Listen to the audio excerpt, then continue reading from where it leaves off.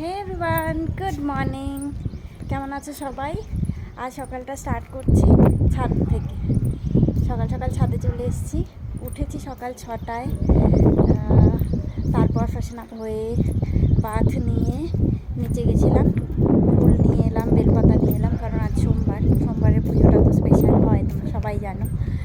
তো সেই জন্য বাকি এখন ছাদে এলাম। এখন ঘড়ির কাঁটায় 6:30 বাজে। এখন আধ ঘন্টা হাঁটবো, হেঁটে তারপর গরম জল নিয়ে এসেছি, সেটাও খাবো। খেয়ে তারপর যাব নিচে, সমস্ত কাজকর্ম আবার করব, আবার স্নান করব। তো এই হচ্ছে ব্যাপার।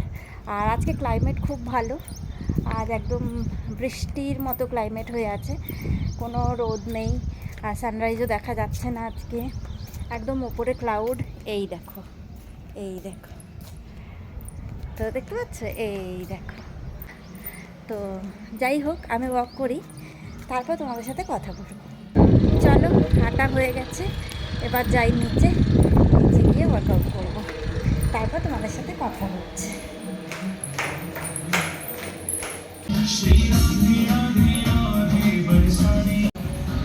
হয়ে গেছে ওয়ার্কআউট।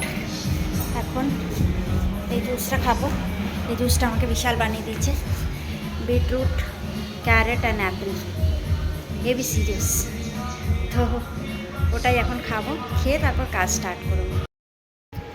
তো চলে এসেছি ঘরে, জুসটাও খেয়ে নিয়েছিলাম। এখন একটু চিয়া সিড ভিজিয়ে রাখবো। এটা আমি প্রতিদিনই খাওয়ার চেষ্টা করি, তবে বেশিরভাগ টাইমে আমি ভুলে যাই।